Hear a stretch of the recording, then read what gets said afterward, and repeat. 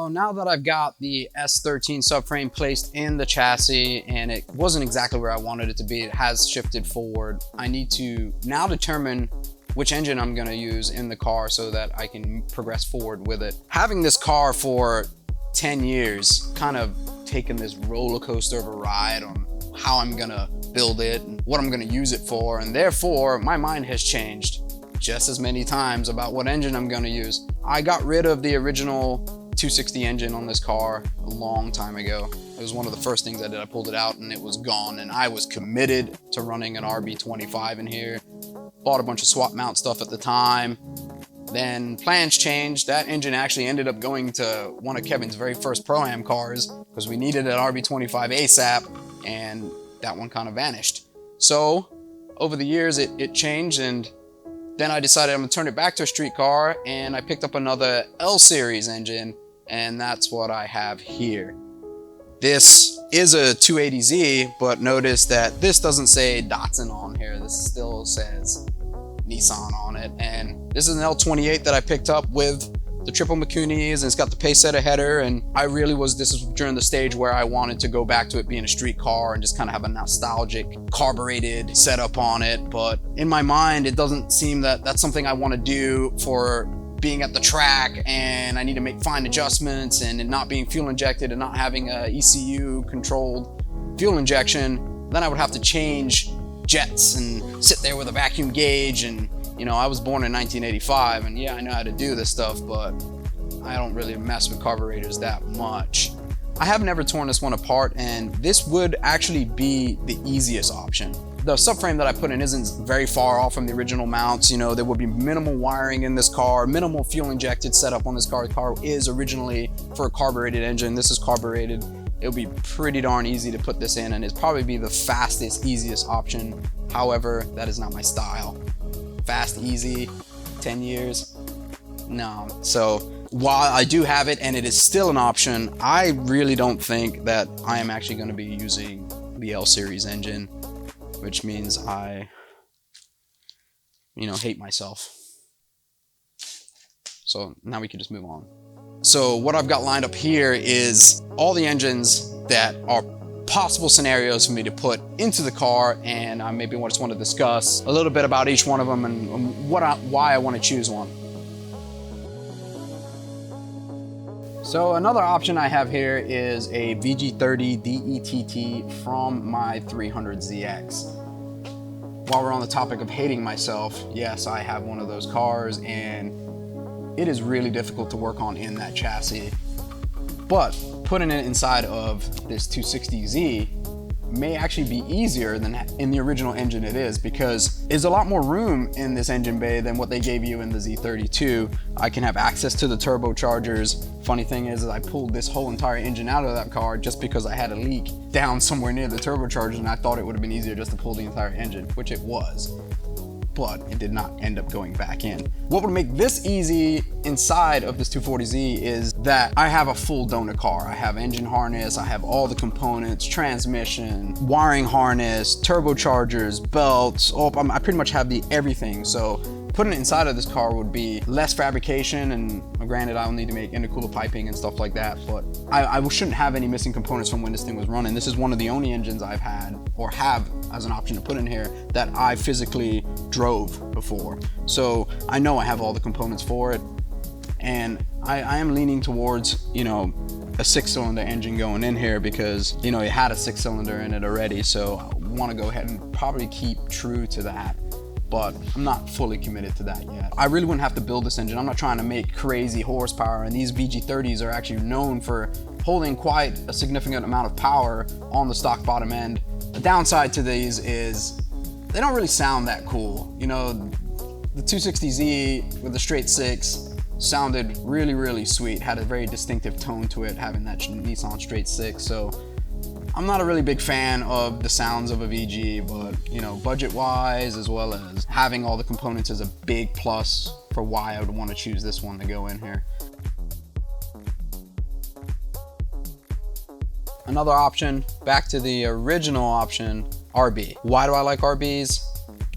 Because they're pretty sweet. We got an RB in our Skyline, we got an RB in Kevin's Pro car, and all around, they're pretty darn cool.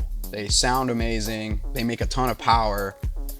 Right here, I have an RB20. This is not what I would put in if I was to choose an RB. This platform, I would choose an RB25. They're pretty abundant, and I have a lot of components here to actually probably assemble an RB25 to go in here. I don't have an RB25 transmission, but using the Collins adapter plate, I can run a 350Z transmission, which I have. And I actually have a lot of the components to do an RB swap from when I was originally going to do it left over. So it is looking like a pretty good option too. I can make a ton of power, as I'm saying, with very little modifications. I would prefer to build the engine on this one if I was to do it, so it would be a little bit more expensive. It'd probably be one of the most expensive options to put in for me right now, but I'm leaning heavily towards the RB option, keeping it straight six inside of the 240Z. Hopefully I make a decision here soon, because I have too many engines and I probably need to get rid of some actually.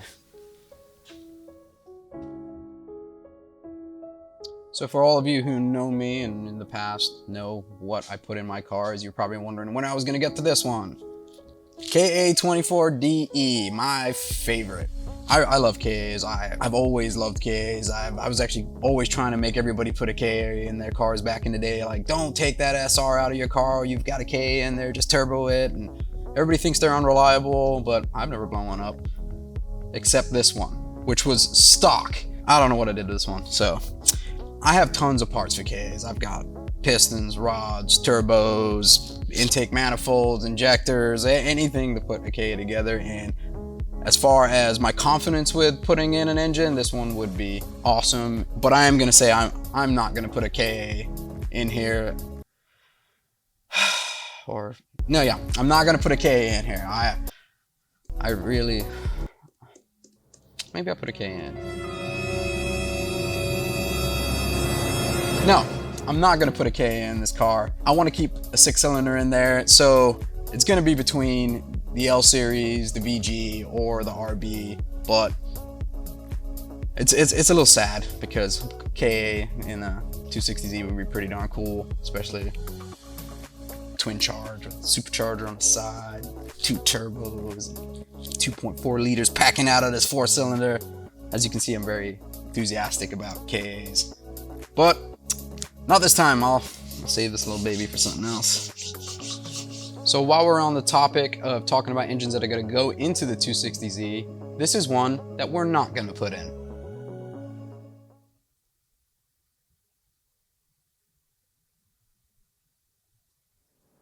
No.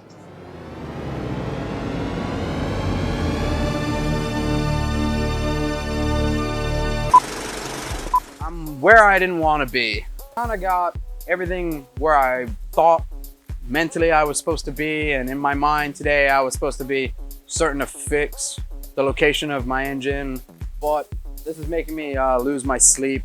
I've got the suspension exactly where I thought it was going to be, as far as using the dots and tops with minimal cutting, keeping the lower control arms at the right length that are correct for suspension geometry, but I was just supposed to be sacrificing some of my fender clearance here to go ahead and keep this location. However, it's not looking like it's going to work out that way, and I may have to actually cut the whole front of the car off. Like tube front, all new bars, new locations. I wanted this to be using minimal amount of fabricated parts. I wanted to be able to just get an S13 lower control arm, get S13 tension rods, tie rods. If I had broke a rack, go ahead and put it in. And I've got 50% of the way, and every time that I try to move forward, it snags me again. And here at Enjukuracing, we have all the components to put this in an ideal location. Maybe I was being a little lazy. Maybe I just didn't want to go full build, and I wanted to do minimal amount of cutting, minimal amount of fabrication, and it just, by me doing that, I've actually created way more work. People told me at the beginning, it's not gonna work, it's not gonna work, it's not gonna work. And they were right, I was wrong. So what I've come up with is the best thing for us to do, and is we're just gonna go ahead and chop it in tube front and put everything in the correct location. And when I mean we, I mean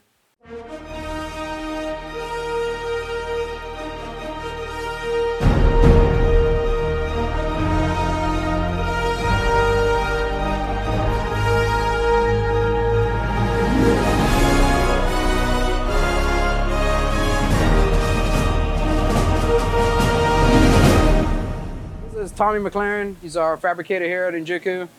He has been part of all the race cars. He kind of stays in the background. We call him WeFab. So all the stuff that we do, he does most of the fab on it. We did it.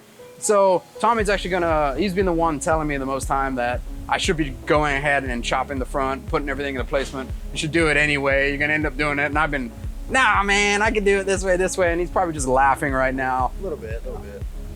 But he's gracious enough to say he's gonna help me do it. He's got way more experience in these things than I do.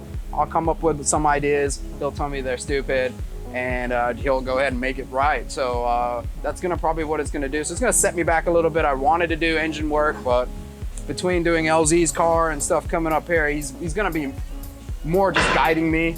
And I'll probably have Eric help me with the tube bender. That dude's tube bender master. So these guys are really supportive of it and really gonna help me progress faster than if it was just me doing it by myself.